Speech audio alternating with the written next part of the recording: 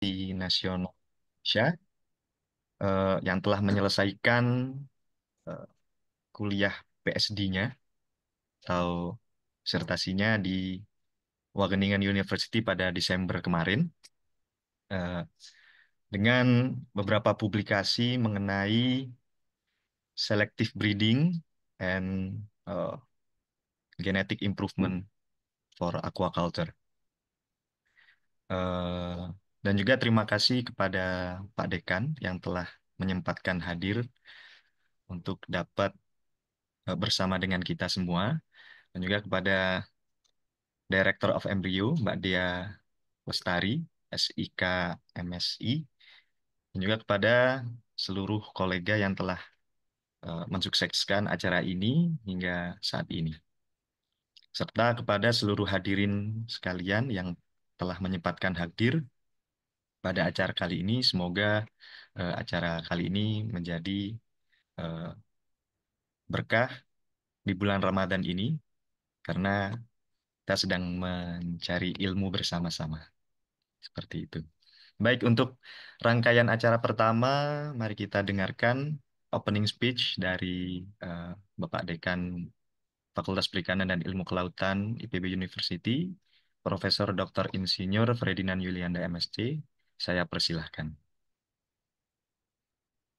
Baik, terima kasih Mas Burhan ya. Assalamualaikum warahmatullahi wabarakatuh dan salam sejahtera bagi kita semua yang saya hormati Direktur Embrio EPK IPB ini Mbak Dea Lestari, eh, speaker kita, narasumber kita ini eh, eh, Mas Farid ya, Atar dari BRIN ini kayaknya fresh on the oven ya, from the oven ya, dari Waganingan ini.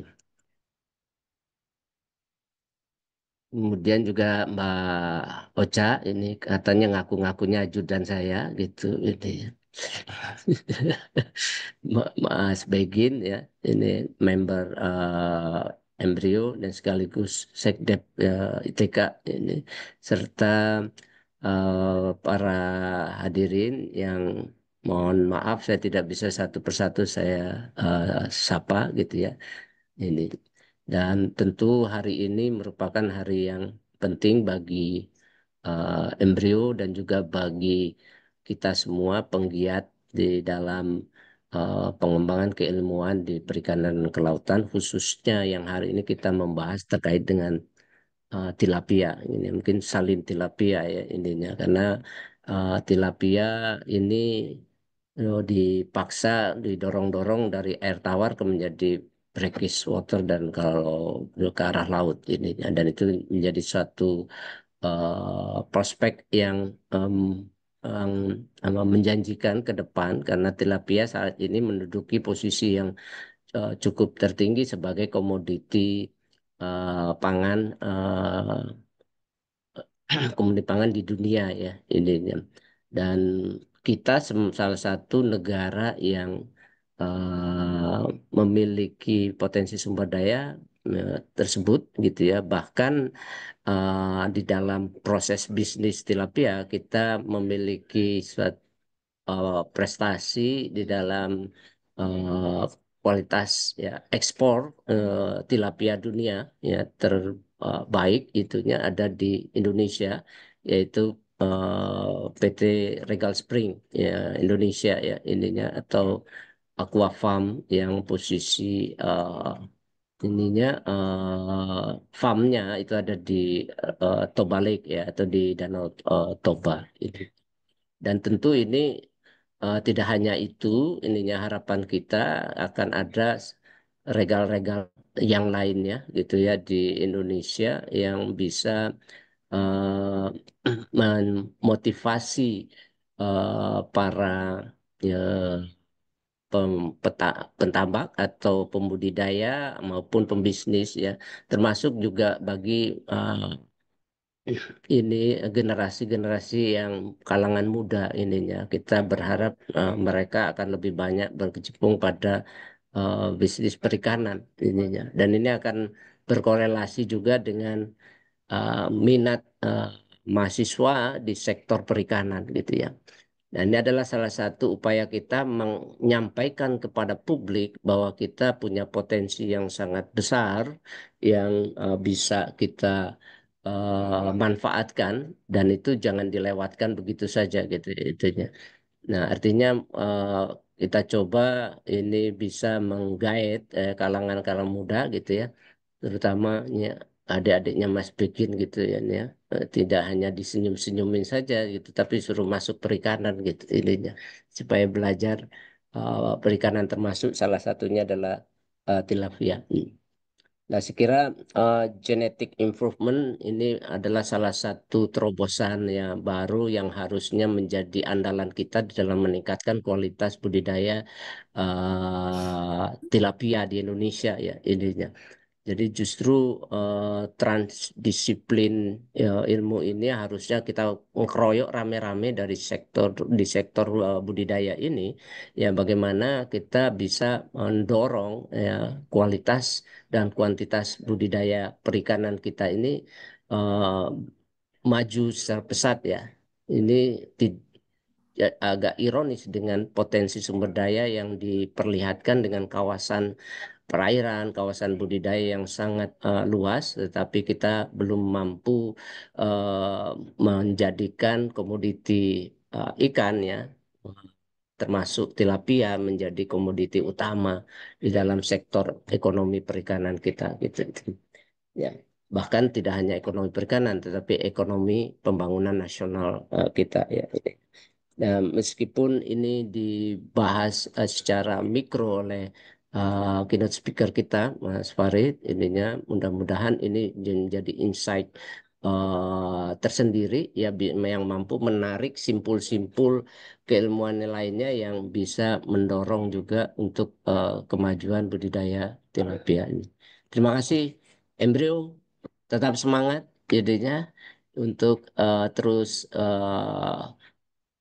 beraktivitas dan berkarya tentunya. Dan terima kasih Mas Farid yang sudah bersedia menjadi keynote speaker. Begitu juga kepada audiens yang sudah hadir di uh, webinar Embryo Talk Series yang kedua di tahun 2025 ini.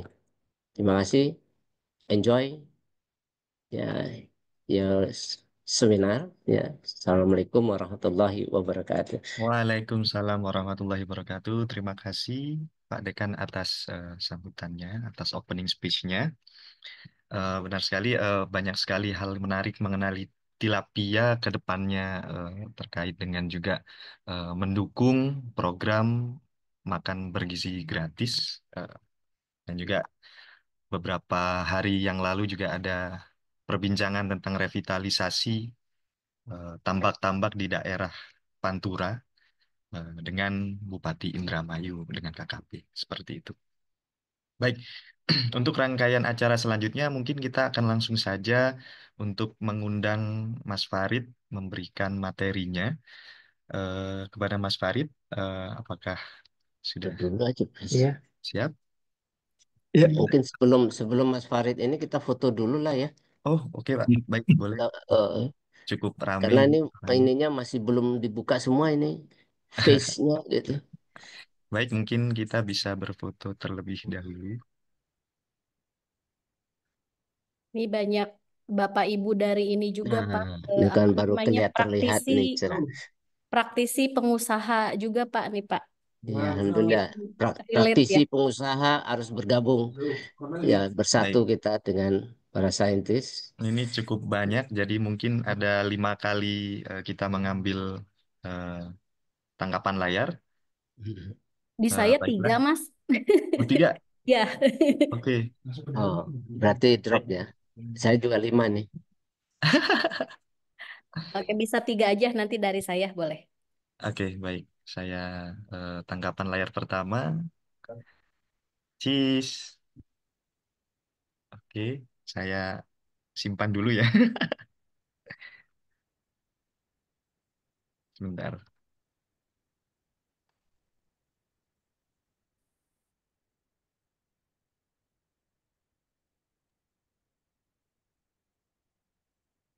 Oke, sudah. Oke, sudah Mbak Dia. Ya, Baik, terima kasih kepada seluruh hadirin atas waktunya. Oke, baik Mas Farid, apakah sudah siap untuk memaparkan materinya? Siap. Suara saya terdengar dengan jelas, Mas Burhan. Sudah, sudah. Akan saya share screen materi saya hari ini. Baik, silakan. Materinya juga terlihat di layar. Oke, bisa. Ya, ya. Eh, Oke, pada Mas Terima Farid saya kasih. silakan. Ya, terima kasih Mas Burhan atas waktunya. Yang saya hormati Pak Dekan, Pak Ferdinand, Director of Embryo Mbak Dea, juga ada Direktur Tani Center IPB Bu Roza, dan juga menurut saya ini Bang Begin yang juga ikut hadir pada acara hari ini serta teman-teman semua yang hadir pada acara hari ini. Jadi terima kasih atas kesempatan yang diberikan pada hari ini. Kebetulan kesempatan pertama setelah saya selesai sekolah untuk sharing hasil apa yang sudah saya lakukan selama kurang lebih 5 tahun di Wageningen. Dan juga di tempat yang memang tempat saya lahir, yaitu di FPK IPB. Saya BDP 39, jadi udah agak berapa waktu yang lalu saya meninggalkan IPB, tapi ya FPK IPB tetap menjadi rumah buat saya. Jadi pada hari ini saya akan menyampaikan jadi sekedar sharing dengan apa yang sudah saya lakukan selama 5 tahun itu tentang perbaikan genetik untuk resiliensi pertumbuhan pada tilapia di dalam kondisi bersanitas. Jadi sebenarnya tilapia ini menjadi model untuk studi yang saya lakukan dan juga akan membuka kemungkinan yang lain untuk spesies-spesies lain ataupun aplikasi pada lokasi-lokasi dengan cekaman lingkungan yang lain untuk terutama untuk manajemen populasi terkontrol dengan menggunakan perbaikan genetik.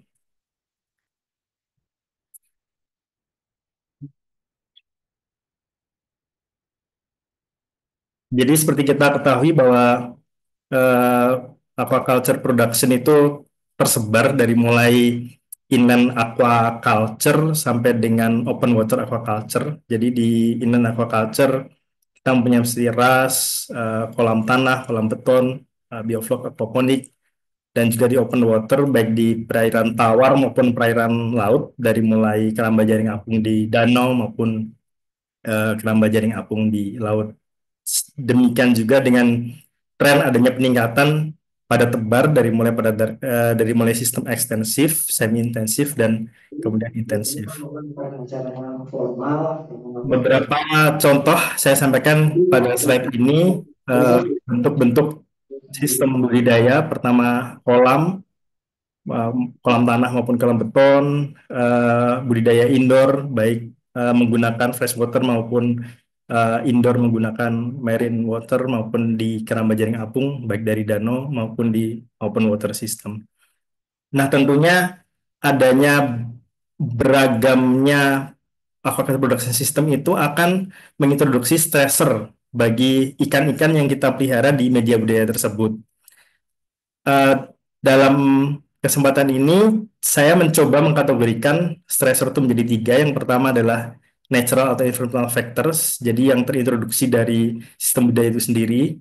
Ada social factors yang saya bahas sebelumnya, yaitu adanya tingginya pada tebar, interaksi antar hewan dalam satu spesies yang sama, ataupun jika kita makan polyculture adanya interaksi antara dua spesies yang berbeda, dan yang terakhir adalah tentunya adalah intervensi manusia sendiri sebagai pengelola budidaya.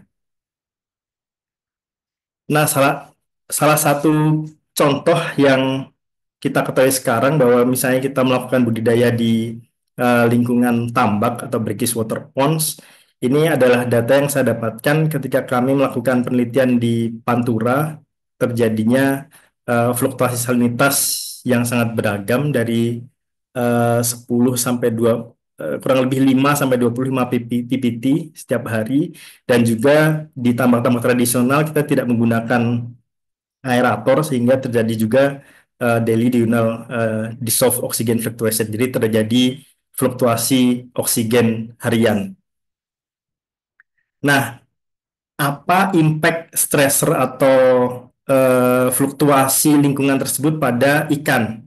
Tentunya kita berfokus pada pertumbuhan.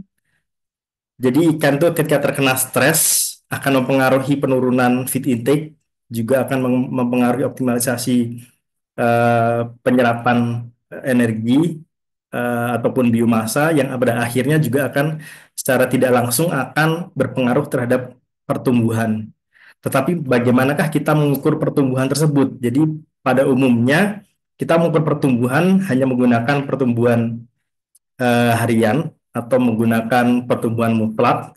Jadi kita hanya mengukur menggunakan berapa detik, tetapi di dalam studi ini saya menggunakan memperkenalkan sebuah konsep yang kita namakan dengan resiliensi pertumbuhan, atau yang bahasa sederhana adalah konsistensi pertumbuhan. Jadi apabila kita memelihara ikan, kita bisa mengukur pertumbuhan ikan tersebut antar waktu. Jadi seperti pada contoh pada diagram pada presentasi ini, bahwa kita mempunyai 4 waktu atau time points, kemudian kita lakukan pengukuran, kita akan mendapatkan 4 data aktual dari pertumbuhan. Dari 4 data aktual pertumbuhan tersebut, kita bisa estimasi pertumbuhan ideal dari individu ikan tersebut. Di dalam studi ini saya menggunakan nonlinear square regression, jadi kita memprediksi pertumbuhan menggunakan uh, analisis statistik dengan menggunakan nonlinear regression. Jadi kita bisa mendapatkan kurva ideal pertumbuhan daripada ikan tersebut dari data aktual pertumbuhan. Nah, selanjutnya antar waktu antara kurva pertumbuhan yang ideal dengan pertumbuhan sebenarnya tersebut akan ada deviasi. Jadi deviasi seperti contohnya pada titik T1 atau T2, ikan itu tumbuh lebih rendah daripada mereka prediksi pertumbuhan yang seharusnya mereka punya. Nah, apabila deviasinya itu rendah, itu menandakan bahwa ikan-ikan tersebut mempunyai istilahnya lebih konsisten pertumbuhannya. Apabila mereka mempunyai deviasi atau perbedaan pertumbuhan antara ideal dan aktual, itu menunjukkan bahwa mereka tumbuh lebih konsisten. Jadi menandakan bahwa jika deviasinya kecil, berarti mereka bisa mengantisipasi fluktuasi dengan tetap tumbuh stabil. Tapi apabila mereka mempunyai deviasi yang berfluktuasi antar waktu, berarti ada kemungkinan mereka terpengaruh oleh fluktuasi lingkungan harian tersebut. Inilah konsep yang saya sebut sebagai resiliensi pertumbuhan atau konsistensi pertumbuhan. Nah, pertanyaannya, apakah karena dalam lingkup yang saya bahas ini adalah perbaikan genetik, apakah konsistensi pertumbuhan ini bisa diturunkan antar generasi? Karena pada nantinya tujuannya adalah untuk produksi, apakah ikan itu bisa kita tingkatkan konsistensi pertumbuhannya. Nah, kita menggunakan selective breeding. Secara general, selective breeding adalah kalau kita mempunyai target pertumbuhan yang tinggi, berarti kita memilih ikan-ikan yang besar dari ikan-ikan yang tidak mempunyai kerabatan yang dekat untuk menghasilkan generasi selanjutnya untuk meningkatkan pertumbuhan. Sedikit saya kembali lagi tentang selective breeding yang ada di Indonesia. Sebenarnya selective breeding di Indonesia sudah banyak sekali dilakukan dan banyak sekali hasil yang sudah kita dapatkan, banyak sekali rilis dari ikan-ikan unggul pertumbuhan yang ada di Indonesia. Akan tetapi hal yang bukan saya kritisi, tapi hal-hal yang eh, apakah selective breeding di Indonesia itu bisa lebih akurat atau tidak. Nah, pada program-program yang kita lakukan sebelumnya, kita hanya mempertimbangkan performa fenotipik, jadi tanpa melihat performa genotipik. Di dalam studi saya ini, saya menggunakan metode Bayes linear unbiased prediction, jadi kita menggunakan model sehingga kita bisa mengestimasi berapa potensi sebenarnya daripada ikan itu secara genetik yang nantinya akan diturunkan ke generasi selanjutnya. Jadi sebelumnya kita hanya mempertimbangkan fenotip, belum tahu apakah sebenarnya di fenotip itu apakah unsur genotik atau environment yang berperan. Tetapi jika kita menggunakan BLAB ini, Bayes linear unbiased prediction ini, kita akan lebih akurat memprediksi seberapa besar pengaruh genetik yang bisa kita turunkan pada generasi selanjutnya. Nah, Selanjutnya adalah bagaimana kita memproduksi breeding population. Ini adalah hal yang jamak dilakukan jika kita melakukan pemulihan atau selective breeding. Jadi kita pertama membentuk family-family. Jadi kita menggunakan eh, memproduksi family-family dalam studinya adalah tilapia. Jadi pada studi saya menggunakan dua eksperimen. Eksperimen pertama kita berhasil memproduksi sekitar 90 family dari Sukamandi tilapia. Untuk yang eksperimen kedua kita berhasil menghasilkan kurang lebih seratusan family untuk Sukamandi tilapia. Kemudian kita lakukan pemeliharaan atau inkubasi telur. Jadi per family, jadi kita siapkan per family. Jadi satu family itu adalah satu jantan dan anakan yang dihasilkan dari satu jantan dan satu betina. Jadi kemudian kita inkubasi telurnya itu tiap family. Jadi satu jantan satu betina sampai dengan kita juga melakukan pemeliharaan sampai menjadi benih dipisah antar family dengan tujuan bahwa kita akan bisa dapat mentrace mana sebenarnya ikan-ikan unggul yang akan menjadi induk untuk generasi selanjutnya. Dan juga tidak lupa sebelum kita lakukan tes pertumbuhan, kita tagging satu persatu ikan tersebut sehingga setiap kita mempunyai record pertumbuhan selama masa pemeliharaan. Jadi satu ikan kita mempunyai 4 rekor pertumbuhan. Di eksperimen pertama saya menggunakan Sukamandi tilapia. Jadi kita produksi tilapia di Sukamandi dari menggunakan Sukamandi tilapia. Dari publikasi yang dihasilkan bahwa Sukamandi tilapia ini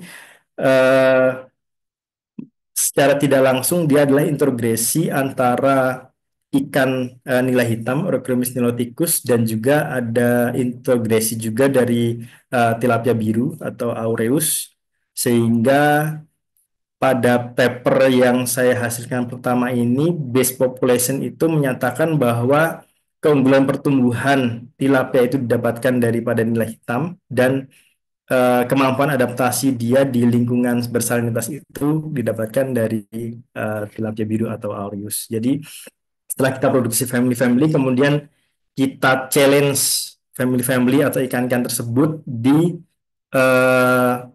kolam breakwater, kolam air payo yang tadi yang sudah saya sampaikan mempunyai salinity fluctuation dari 6 sampai dengan 25 ppt.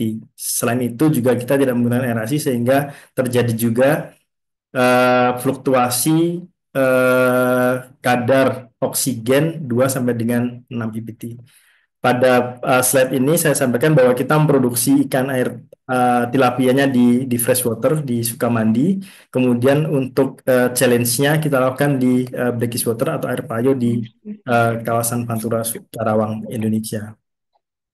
Ini adalah eksperimen pertama, sedangkan yang eksperimen kedua saya juga menggunakan, jadi selain kita melakukan challenge terhadap ikan di lingkungan yang berfluktuasi salinitas, saya juga menggunakan informasi atau data dari penelitian yang digunakan oleh kolega saya dari World Fish Malaysia dengan populasi dasar yang berbeda.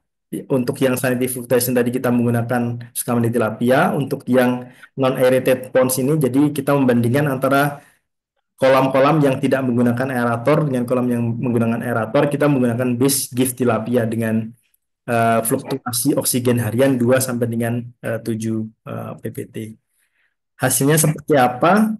Hasilnya menunjukkan bahwa pertama kita mengestimasi heritabilitas. Apa heritabilitas itu? Heritabilitas adalah presentasi daripada genetic merit yang bisa diturunkan kepada generasi selanjutnya. Jadi tadi yang seperti saya sampaikan bahwa dengan menggunakan Bayes linear and Bayes prediction tadi kita bisa mengestimasi seberapa besar potensi genetik yang nanti kemungkinan akan diturunkan ke generasi selanjutnya. Untuk penelitian pertama kita menggunakan Sukamandi tilapia, kita mempunyai heritabilitas untuk pertumbuhan 29%, sedangkan untuk konsesi pertumbuhan selama 28%. Sedangkan untuk gift tilapia tadi sendiri, kita juga mendapatkan heritabilitas yang cukup menggembirakan, yaitu 25% dan 29%.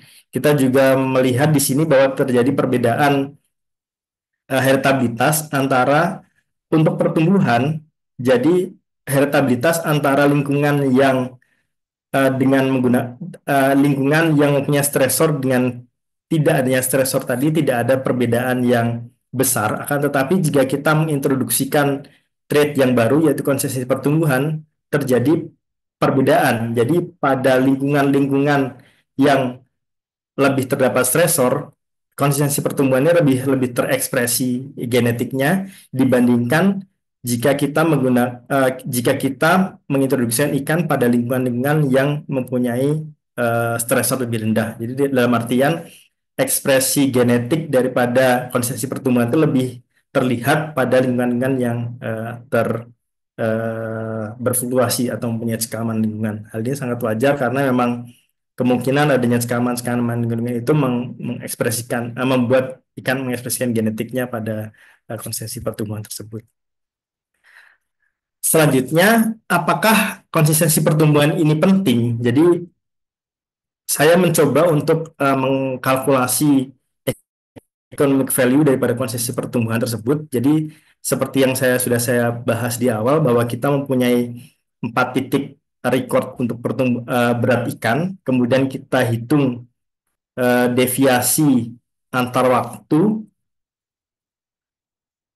Jadi yang saya temukan di sini bahwa jadi saya mendefinisikan economic value daripada konsistensi pertumbuhan ini berdasarkan dua hal. Yang pertama, apabila pada titik 2 ini apabila ikan tumbuh di bawah prediksi pertumbuhannya, itu menandakan bahwa akan mengakibatkan feed waste. Dalam artian jika kita memberikan pakan sesuai level pada garis biru ini, maka terjadi buangan pakan karena ikan tersebut tidak memanfaatkan pakan yang diberikan sesuai dengan levelnya. Saya definisikan di sini sebagai feed waste. Kemudian yang pada titik ketiga, bahwa apabila ikan itu kita berikan makan pada titik biru, akan tapi sebenarnya mereka itu mempunyai potensi pertumbuhan yang lebih tinggi, maka akan terjadi negatif economic value karena adanya growth deficiency. Selain itu, ada juga economic positif daripada feed safe. Setelah saya hitung bahwa economic value daripada konsistensi pertumbuhan ini kurang lebih adalah 0,043 US dollar per unit LNVAR per kilogram production. Selanjutnya, saya juga melakukan simulasi apakah bagaimana pentingnya konsistensi pertumbuhan ini apabila kita lakukan di dalam program pemuliaan. Jadi yang pertama adalah apabila kita merujuk pada titik, jadi titik X ini adalah selection response pada pertumbuhan, sedangkan titik Y ini ada selection response pada konsistensi pertumbuhan. Jadi apabila kita ingin mengoptimalkan pertumbuhan, dalam artian kita bisa melihat pada titik kotak merah pada presentasi saya sore ini bahwa apabila kita memaksimalkan ekonomi, maka kita akan mendapatkan penurunan pada konsistensi pertumbuhan. Sebaliknya, apabila kita pada titik hijau, di mana kita berfokus pada environmental, dalam artian jika kita menyeleksi ikan-ikan dengan pertumbuhan yang lebih konsisten, sehingga dia menghasilkan buangan pakan yang lebih rendah dan akan lebih bersifat environmental friendly, maka akan menekan pertumbuhan mengurangi pertumbuhan 0,02 dibandingkan apabila kita mengoptimalkan seleksi untuk full pertumbuhan. Selain itu, adanya seleksi di konsistensi pertumbuhan ini juga membuka peluang bahwa kita bisa memilih ikan-ikan yang mempunyai welfare yang lebih bagus, dalam artian jika kita menyatakan bahwa LNVAR ini adalah konstan, jadi kita tidak tahu apakah LNVAR ini menandakan welfare atau tidak, tapi apabila kita memilih ikan-ikan untuk LNVAR yang lebih konstan ini, maka juga akan mengurangi level pertumbuhannya tersebut.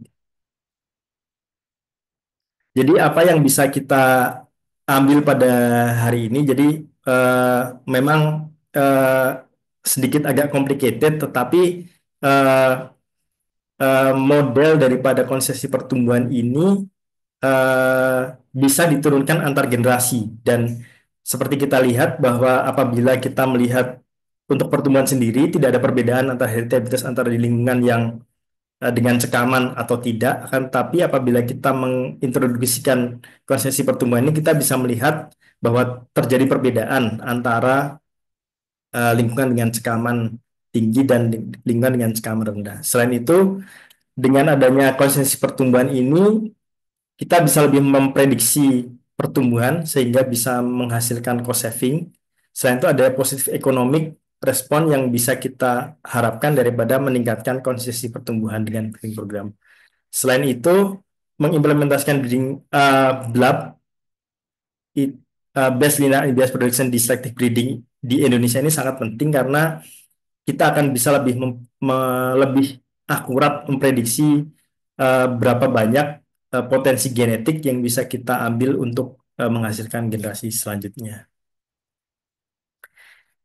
Mungkin itu demikian Mas Burhan. Sebelum saya akhiri, saya mengucapkan terima kasih kepada pihak-pihak yang berperan pada PhD project ini. Yang pertama adalah Wageningen University and Research pada tim supervisi saya. Selain itu juga kepada LPDP yang sudah membiayai seluruh kegiatan PhD project saya selama di Wageningen.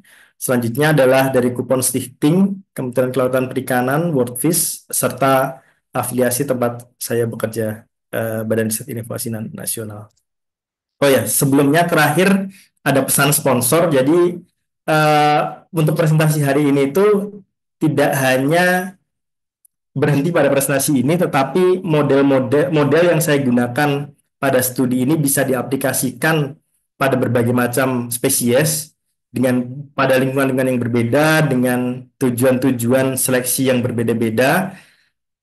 Jadinya presentasi ini adalah juga membuka seluas-luasnya kolaborasi dengan tempat saya bekerja di Pusat Riset Geologi Terapan, yaitu salah satu pusat riset geologi terapan di bawah organisasi hayati lingkungan yang mempunyai peran untuk manajemen dan konservasi untuk fauna Indonesia, juga untuk menjembatani riset terutama dengan berkaitan dengan zoologi terapan, berkaitan dengan riset-riset di hewan, karena kita mengetahui bahwa banyak sekali nasional dan global isu yang harus kita pecahkan, dan kita mempunyai banyak sekali resources yang ada di Indonesia, fauna biodiversity. Selain itu kita sudah punya data dan studi. Nah, riset zoologi terapan ini berfokus pada beberapa hal. Yang pertama animal reproduction and genetic, nutrition and feed. Selain itu juga ada interaction, behavior, and bioprospecting. Demikian mungkin itu yang bisa saya sampaikan. Akan sangat senang sekali apabila akan banyak diskusi dan pertanyaan pada hari ini. Terima kasih atas kesempatan yang diberikan. Saya stop share, Mas Burhan ya. Ya, boleh, Mas. Baik, terima kasih Mas Farid atas pemaparan materinya, sangat menarik sekali ya. Jadi sangat luas sekali perbincangan tentang genetik ikan nila ini, dan juga mungkin genetiknya bisa diturunkan ke keturunannya seperti itu ya.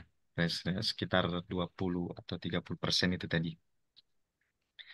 Baik, mungkin kita akan masuk ke sesi tanya jawab. Namun sebelumnya saya berikan informasi kepada seluruh hadirin. Nanti akan ada diberikan link absensi akan di chat untuk data sertifikat yang akan diberikan. Baik, kepada hadirin yang ingin bertanya bisa raise hand atau langsung bertanya. Pada seluruh hadirin, saya persilahkan.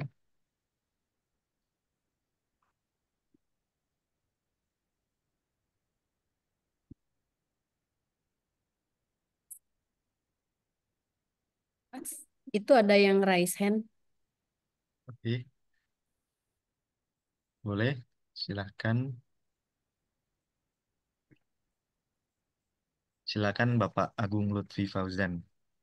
Baik, terima kasih. Assalamualaikum warahmatullahi wabarakatuh. Waalaikumsalam Mas warahmatullahi Mas wabarakatuh. Farid. Menarik sekali ya materi presentasi hari ini, dan saya sangat tertarik begitu karena memang oh ya, perkenalan, saya Agung Lutfi Fauzan. Saya mahasiswa program doktoral ilmu aquaculture angkatan 2022. Saat ini juga sebagai peneliti dan praktisi, namun di bidang budidaya ikan koi. Namun riset yang saya lakukan di S1 dan S2 itu terkait dengan ikan nila, terutama genetik dan reproduksinya juga. Juga saya juga sangat tertarik dengan tadi hasil penelitian dari Mas Farid ya, ikan nila salin begitu, terutama resiliensi pertumbuhannya. Oke, yang pertama mungkin saya akan bertanya tentang terkait ini Mas. Yang saya kaji di master saya itu adalah terkait eh, ekspresi gen aromatase di ikan nila dari manipulasi kombinasi suhu hangat dan hormon begitu untuk menghasilkan maskulinisasi ikan nila. Itu kan ikan jantan lebih cepat pertumbuhannya dibanding ikan betina begitu. Namun masalahnya sebelumnya adalah ikan yang populasinya campuran jantan dan betina itu menghambat pertumbuhan. Nah, bagaimana di kondisi salin ini, apakah itu kestabilan pertumbuhannya juga diperhitungkan ya? Terutama karena sifat dari ikan nila sendiri itu kan gampang memijah ya. Meskipun dia belum umur yang ideal memijah, dia juga sering atau cepat memijah gitu. Sehingga anakannya itu bisa dikatakan campuran populasinya jantan dan betina. Nah, itu yang saya kaji di penelitian saya di S2 itu bisa menghambat pertumbuhan sehingga kita ciptakan jantan yang all male begitu. Ini yang kestabilannya bagaimana di prediksi resiliensi itu. Terus yang disalin. Terus yang kedua tadi terkait selective breeding, saya juga karena memang riset di S3 ini juga selective breeding di ikan koi ya. Untuk prediksinya tadi resiliensi pertumbuhan apa namanya? Baik fenotip maupun genetik, apakah bisa diaplikasikan juga di ikan-ikan hias begitu, terutama yang ekspresi warna, Mas. Karena saya juga tertarik begitu. Karena eh, kan fenotip juga tidak hanya genetik ya, ada lingkungan, ada pakan dan sebagainya, faktor-faktor yang berpengaruhnya. Sehingga itu bisa kita kaji lebih dalam. Terus yang terakhir juga tadi sponsornya juga saya sangat tertarik mungkin berkolaborasi ke depannya untuk meningkatkan ketahanan pangan Indonesia. Terima kasih Mas Farid. Assalamualaikum warahmatullahi wabarakatuh. Waalaikumsalam. Terima kasih Pak Agung Lutfi Fauzan. Pada Mas Farid bisa menjawab pertanyaannya. Terima kasih Mas Agung atas pertanyaannya, pertanyaan sangat menarik. Jadi untuk pertama mengenai komposisi jantan betina pada ikan nila apakah juga dicek. Jadi dalam selective breeding ini kita juga bisa, jadi dalam selective breeding ini breeding menemukan breeding goal yang kita tuju pertama. Misalnya pada umumnya kita menyentuhkan breeding goal adalah pertumbuhan. Akan tapi pada ikan nila ini ada beberapa selective breeding atau breeding program yang juga eh, menggunakan negative selection untuk memilih ikan-ikan yang mempunyai kematangan yang lebih lambat. Jadi kita juga bisa kemudian kita lakukan tandem seleksi dalam artian bahwa kita menggunakan dua trait, pertama trait pertumbuhan, yang kedua adalah misalnya trait reproduksi. Jadi untuk pertumbuhan kita menggunakan seleksi positif, jadi kita push pertumbuhannya, akan tetapi untuk reproduksi ini kita pilih ikan-ikan yang mempunyai reproduksinya mempunyai performa reproduksi lebih rendah. Jadi dalam artian tandem selection positif pertumbuhan, negatif di reproduksi. Itu adalah salah satu solusi yang kita bisa dapatkan. Mungkin secara aplikasi akan lebih susah karena kita juga membutuhkan induk-induk yang kita perlukan untuk memproduksi generasi selanjutnya. Akan tetapi boundaries yang kita pakai untuk negative selection ini dalam artian kita memilih ikan-ikan yang mempunyai performa reproduksi rendah tetapi tetap bisa menghasilkan turunan untuk generasi selanjutnya. Itu pertanyaan pertama. Untuk yang kedua mengenai ekspresi warna ya. Nah, memang pertumbuhan warna itu adalah multigen ya, jadi banyak sekali gen-gen yang berperan. Untuk warna ini memang agak complicated, jadi memang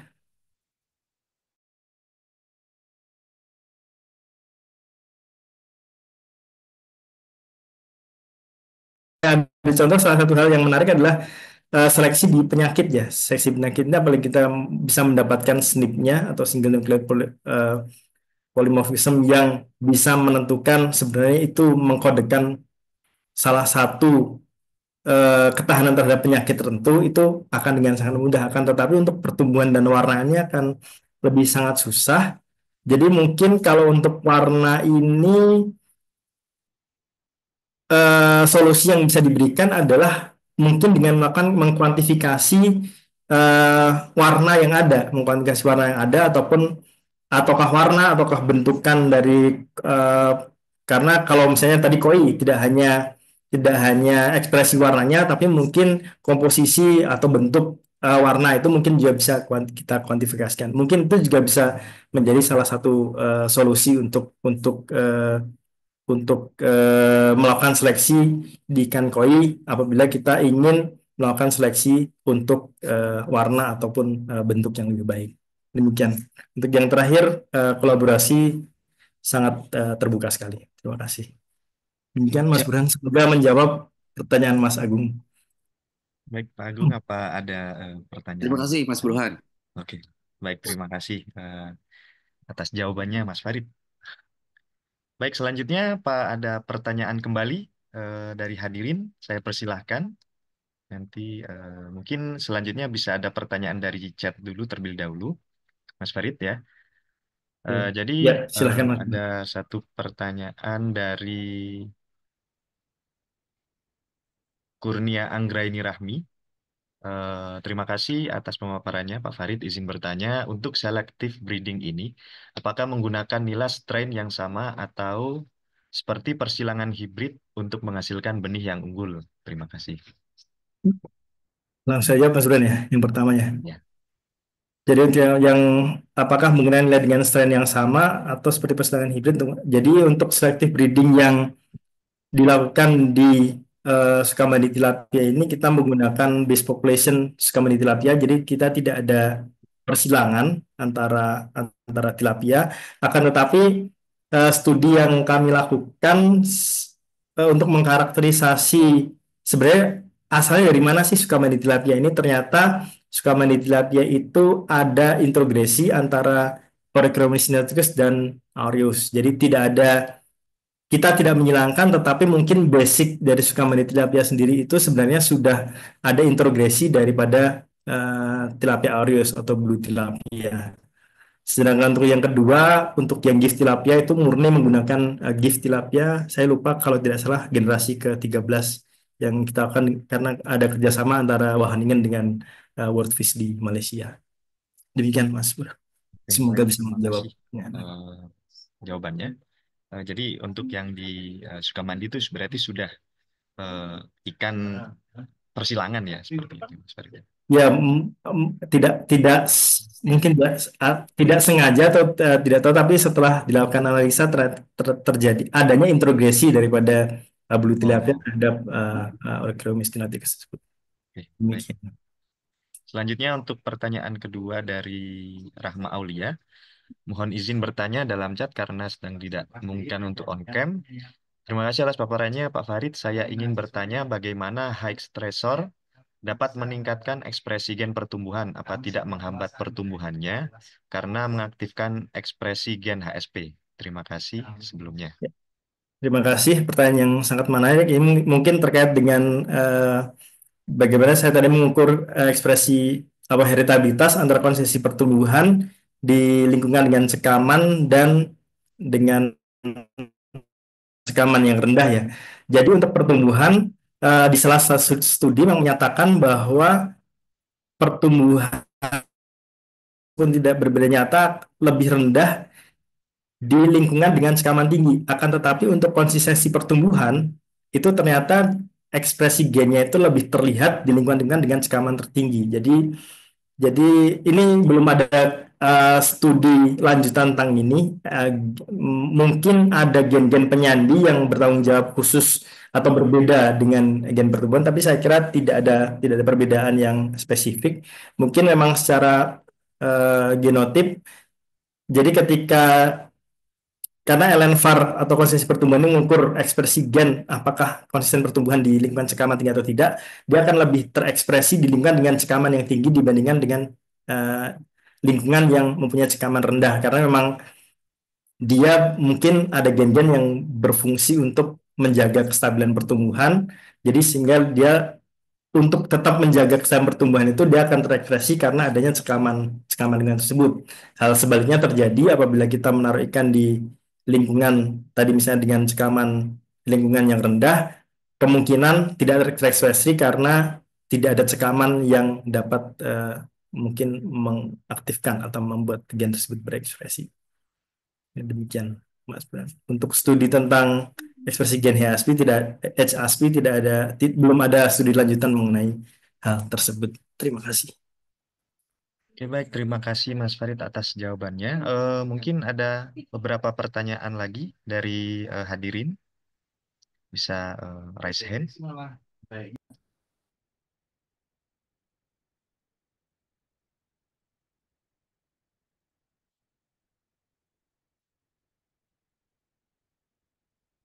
Ya, hadirin, saya persilakan untuk bertanya kembali.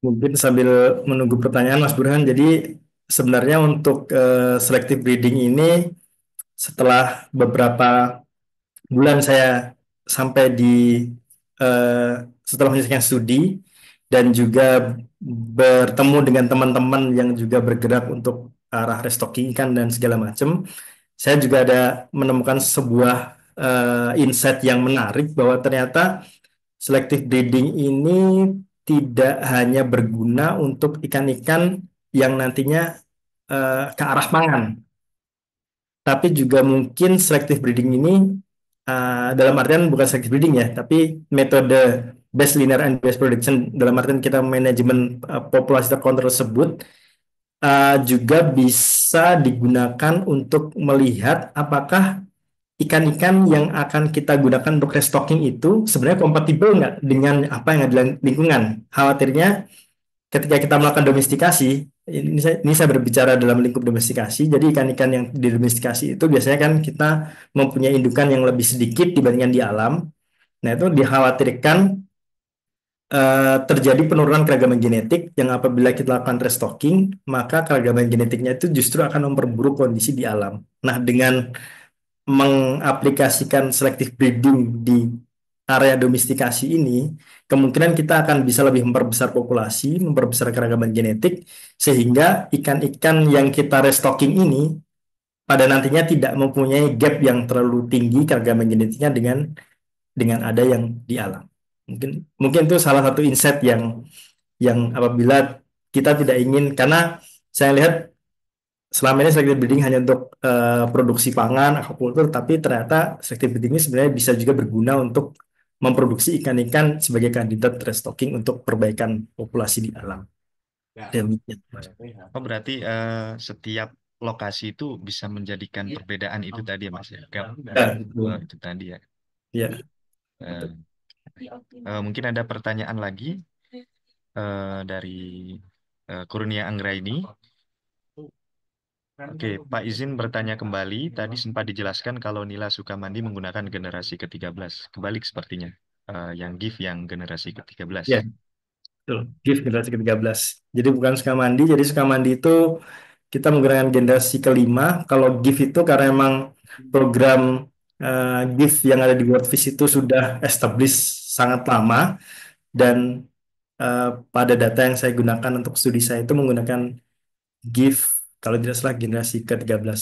Alasannya karena material genetik yang sedang di running untuk breeding program ketika saya melakukan riset atau teman saya melakukan riset tersebut adalah nilai GIF yang ada pada generasi ke-13 tersebut. Jadi tidak ada alasan spesifik menggunakan generasi ke-13. Baik, terima kasih Mas Farid. Kalau menurut Mas Farid terkait dengan program pemerintah dan juga KKP terkait dengan Nila Salin, menurut Mas Farid prospeknya bagaimana Mas terkait hal tersebut Mas? Ya, program ya program Nilas secara objektif memang secara rencana memang sangat bagus ya program. Jadi untuk memberdayakan lahan-lahan idle di pesisir Pantura dan juga untuk mempush produksi protein dalam rangka mendukung makan bergizi. Akan tetapi hal-hal yang perlu diperhatikan dalam produksi nila salin di lingkungan tersebut adalah yang pertama adalah sumber benih unggul yang digunakan. Jadi itu yang menjadi concern apakah produksi tersebut akan menggunakan benih-benih hasil pemuliaan karena dikhawatirkan apabila tidak menggunakan benih-benih hasil pemuliaan yang eh, terjaga dengan baik, dikhawatirkan akan malah justru mengurangi, tidak tidak jelek, tapi tidak akan semaksimal atau tidak seoptimal jika kita menggunakan benih-benih unggul hasil pemuliaan. Itu yang menjadi concern saya. Yang pertama karena memang saya bergerak di bidang selective breeding. Nah, itu hal penting yang menjadi concern saya. Selain itu juga hal-hal yang tadi mungkin juga sempat saya bahas ketika saya menjawab pertanyaan Mas Agung tadi bahwa selective breeding apa nilai-nilai unggul yang digunakan untuk program tersebut sebaiknya juga ditambahkan tandem selection menggunakan tadi. Jadi memilih ikan-ikan yang mempunyai reproduksi yang lebih rendah karena dikhawatirkan apabila mempunyai performa reproduksi yang bagus dikhawatirkan akan apabila terjadi escapist justru akan uh, merusak lingkungan atau seperti apa. Jadi karena di Sukamandi tilapia sendiri ditemukan bahwa reproduksinya di salinitas juga sangat bagus, tetapi karena memang belum ada program lanjutan untuk memaintenance populasi tersebut, jadi belum ada tindak lanjut untuk apakah kita menggunakan tandem selection dengan memilih tilapia yang mempunyai reproduksi yang lebih baik. Tapi untuk program nila salin tersebut sangat sangat bagus dan ya dengan beberapa concern yang tadi saya berikan. Demikian Mas Ibrahim. Terima kasih Mas Farid atas pemaparan materinya dan juga beberapa pertanyaan yang tadi sudah sangat menjawab dengan baik. Kira-kira bagaimana Mbak Dia untuk waktunya? Apakah... Izin saya mau nanya. Oh iya, oke. Baik, Izin. Mbak Dea. Mbak Dea. Saya mau nanya. Ini tapi kayaknya ini agak-agak out of ini ya. Apa topik, tapi kayaknya masih masih ada sangkut pautnya sama Nila. Nah, ini kan akhir-akhir ini ya saya lihat di media sosial nih Mas Farid, mungkin tadi salah satu salah satu upaya untuk mensupport pemerintah dalam swasembada pangan. Jadi pemerintah daerah pun atau ya yang ya di daerah ya mencoba untuk melakukan tadi penebaran nila ataupun ikan gitu ya di habitat yang mungkin kalau tadi kan di-mention di sini kita coba tambak gitu ya, which is Ya, tambak itu kan ini ya apa sih namanya kontrol. ya terkontrol. Nah, namun di satu sisi tadi menebar gitu ya di sungai ataupun mungkin di danau gitu ya, di danau yang alami untuk meningkatkan ya sumber daya juga. Nah, secara keilmuan kan memang ya secara ekologi ya itu tadi dampaknya bisa jadi karena nilai ini juga bukan memang dari sini kan ya Mas ya kalau Ya, tidak salah. Nah, iya. bagaimana ya menurut Mas Farid di satu sisi tadi kita ingin program ini ataupun mungkin hasil breeding kemudian hasil yang memang tahan yang unggul gitu ini bisa dimanfaatkan tapi juga secara ekologi tidak merugikan ya tadi atau tidak merusak habitat ininya karena tadi jadi salah kaprah gitu ya. Nah, ini viral juga gitu kan mungkin buat yang ngerti jadinya ini gitu ya jadi kurang baik juga. Nah, mungkin itu sih ini jadi diskusi juga karena saya lihat di sini ada dari Garut, ada dari Purwakarta gitu ya. Kemudian ada dari Cirebon. Nah, ini juga mungkin bisa jadi tadi ya informasi bagaimana nanti implementasi di lapangan seperti itu. Ya, terima kasih. Langsung saya jawab nih Mas Burhan. Bagaimana? Boleh Mas Farid. Ya, terima kasih Mbak. Dia udah raising this issue. Emang ini menjadi kalau saya ikut prihatin ya kalau emang ada penebaran ikan di habitat-habitat asli menggunakan ikan nila karena memang ikan nila ini seperti tadi yang Mbak Dea sampaikan ikan introduksi relatif invasif kalau tidak terkontrol. Makanya nila ini penting untuk produksi pangan tetapi harus dilakukan pada lingkungan yang terkontrol. Jadi khusus untuk pada lingkungan-lingkungan budaya untuk restocking saya tidak menganjurkan untuk menggunakan ikan-ikan introduksi ini untuk dilakukan restocking karena pertama akan karena tidak sesuai, tidak kompatibel dengan kondisi ekosistem asli. Even meski bahkan kalau kita juga introduksi ikan-ikan lokal, itu pun kita sebenarnya harus cek kompatibilitas keragaman genetik.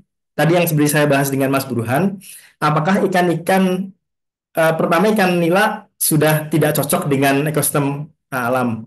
Yang kedua, apabila kita juga ingin mengintroduksikan ikan-ikan lokal pun yang sesuai dengan ekosistem, itu juga kita sebenarnya juga harus mencek kompatibilitas keragaman genetik. Apakah ikan-ikan yang kita hasilkan dari hatchery, dari domestikasi itu secara keragaman genetik itu sesuai dengan apa yang ada di alam. Khawatirnya jika kita keragaman genetiknya lebih rendah, justru akan memperburuk, akan mengakibatkan diversity loss, genetic loss, genetic drift, dan lain-lain di lingkungan yang justru akan mengancam ekosistem itu sendiri gitu. Jadi ikan lokal yang sesuai pun kita harus concern, apalagi kita masukkan ikan nila yang kalau menurut saya tidak mengajukan sekali. Mungkin mungkin itu yang menjadi pendapat saya karena memang itu ya tidak sangat sangat tidak dianjurkan menurut saya seperti itu. Iya, Itu artinya tadi ya. tadi ya Mas, selain memang kita meng-up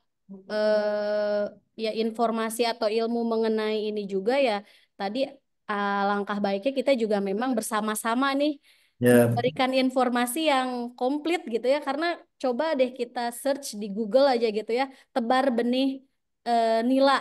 Nah, itu kebanyakan Pemprov Jaksel, Mamuju itu di sungai gitu. Nah, itu yang mungkin PR ya, kayaknya kita bareng-bareng ini nggak hanya cuman dari pemerintah, tetapi juga yang pastinya masyarakat, karena 17 Agustusan aja. Saya juga dulu ya, waktu kecil ngerasa oh itu ini, tapi sekarang setelah mengerti oh salah, ternyata nebar nebar iya, di sungai untuk ditangkap kembali gitu. Walaupun mungkin iya, sebenarnya apa namanya dibendung, tapi kan kemungkinan ada yang apa namanya ada yang Mas. lolos gitu ya, ada yang ke alam itu juga ini. Jadi menarik ini Mas. Terima kasih. iya. Baik, terima kasih Mbak Dea atas pertanyaannya. Ini ada pertanyaan kembali Mas Farid dari Vera Favorita. Sore Pak Farid, terima kasih pemaparannya. Yang saya ingin tanyakan, apakah teknik selective breeding ini sudah dipraktikkan atau dibagikan praktiknya kepada petani ikan kita? Bagaimana peluang keberhasilan penerapan teknik ini di tingkat petani ikan kita? Terima kasih. Terima kasih atas pertanyaannya Mbak Vera Favorita, pertanyaan yang sangat menarik. Jadi untuk program selective breeding ini emang kalau menurut saya aplikasi tidak eh, bukannya tidak mungkin dilakukan ya, tapi apabila dilakukan di kalangan petani yang skala usahanya kecil, saya kira tidak perlu karena selective breeding ini menggunakan fasilitas dan biaya yang sangat besar. Jadi saya menganjurkan untuk selective breeding ini dilakukan di balai-balai pemerintah, di balai-balai benih ikan, ataupun mungkin di pihak swasta yang memang concern pada selective breeding untuk menghasilkan ikan unggul. Sedangkan untuk di level petani sebagai user daripada hasil selective breeding. Jadi kecuali kalau memang petani tersebut memang petani di level yang level modal yang besar yang bisa merunning breeding program. Tapi kalau menurut saya sebaiknya aplikasi selective breeding ini tidak mengaplikasikan teknik selective breedingnya, tetapi menggunakan ikan-ikan hasil dari selective breedingnya tersebut. Demikian Mas Burhan. Berarti produknya ya Mas Farid ya. Produknya betul, Karena produknya. memang selective breeding ini perlu satu ekor induk buat satu wadah gitu ya. Ada, ya betul. Jadi Dan perlu kadang banyak sekali ya. perlu Jadi banyak ya, satu perlu banyak pasti. kolam dihapa-hapa-hapa gitu. Betul, Banyak. demikian Mas Burhan. eh, Biayanya juga besar juga ya seperti Ya itu. betul, investasinya juga sangat besar untuk melaksanakan ini. Ya, baik. Terima kasih atas pertanyaannya. Mungkin ada pertanyaan yang lain dari audiens. Saya persilahkan. Oke, sepertinya eh, sudah cukup ya untuk pertanyaan-pertanyaannya.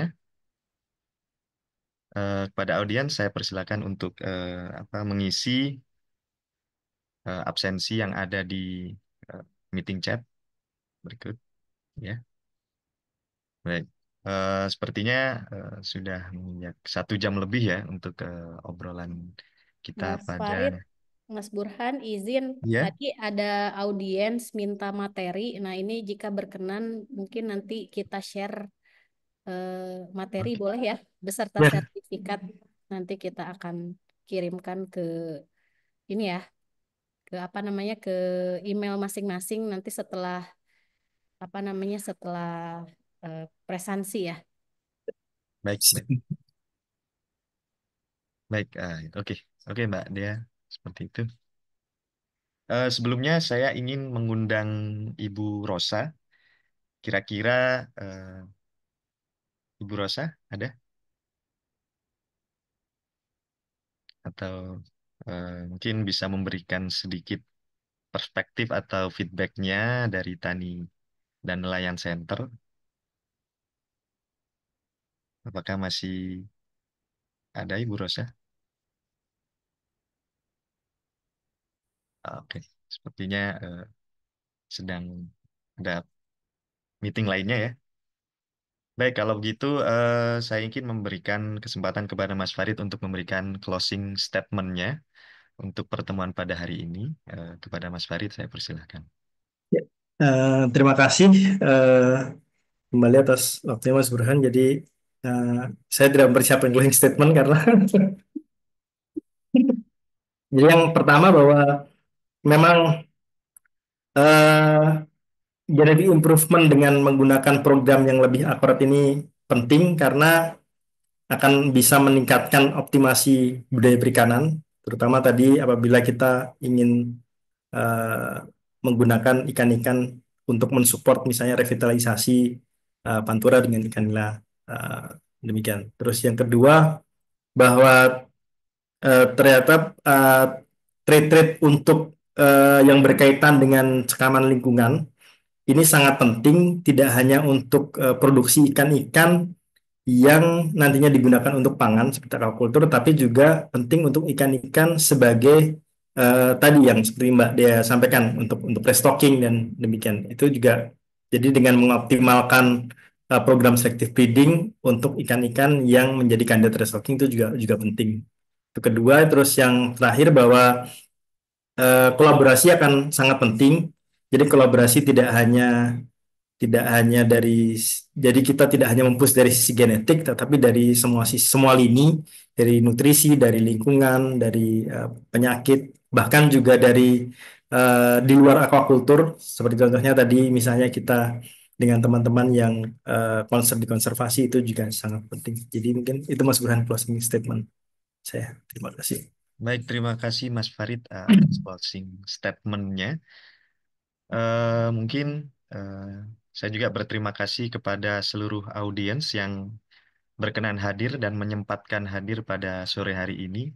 Semoga insight-insight yang diberikan oleh Mas Farid dan juga semua pertanyaannya bisa memberikan ilmu kita lebih banyak lagi seperti itu ya.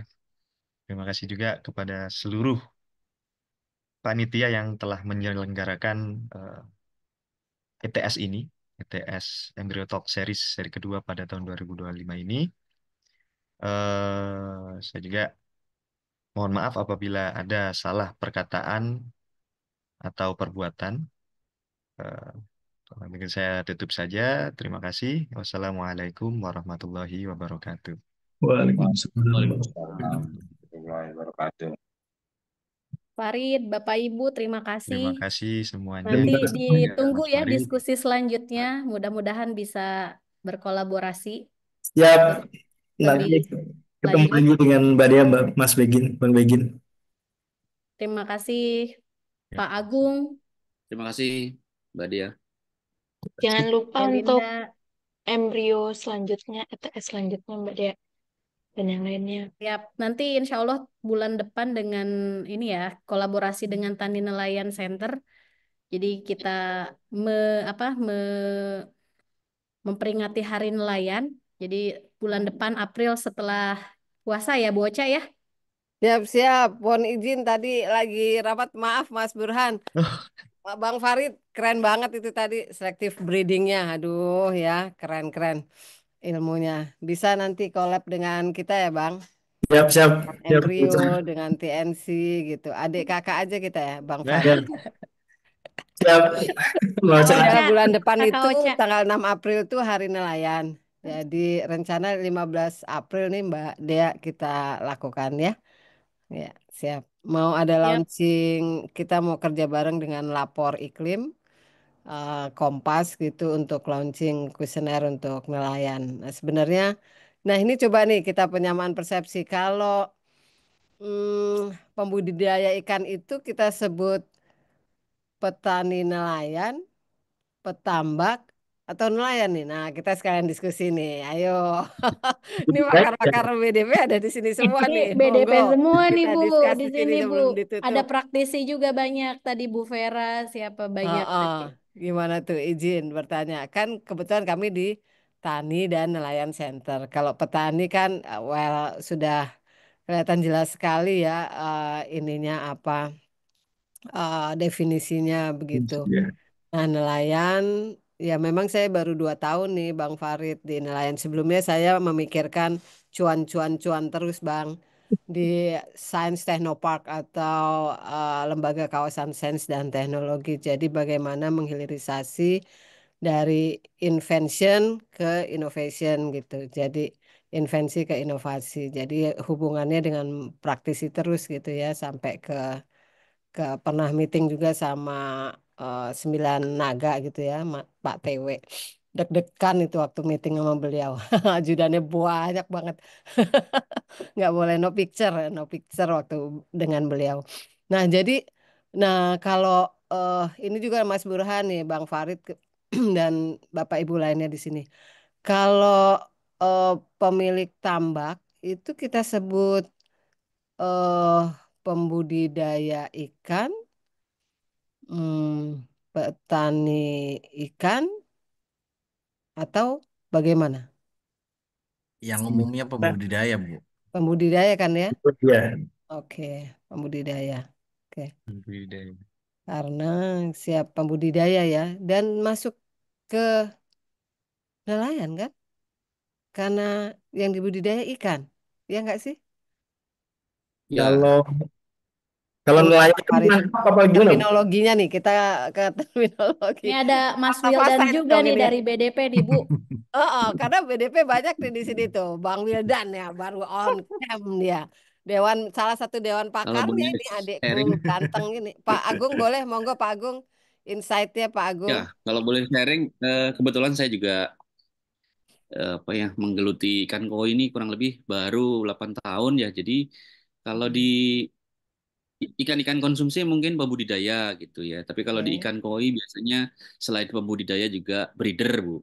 Jadi itu breeder yang ya. membudidayakan ikan koi begitu. Tapi kalau di ikan-ikan konsumsi biasanya pembudidaya cukup gitu sih. Oke, baik. Jadi kalau Makasih Pak dipanggil Agung. petani ikan agak nanti bias sama petani Betul, eh, betul. apa, petani padi begitu. Siap, siap. Baik, terima kasih Pak Agung. Iya. Pembudidaya dan breeder ya, kalau di ikan-ikan koi, ikan-ikan hias. Berarti ikan-ikan hias disebutnya breeder ya Pak?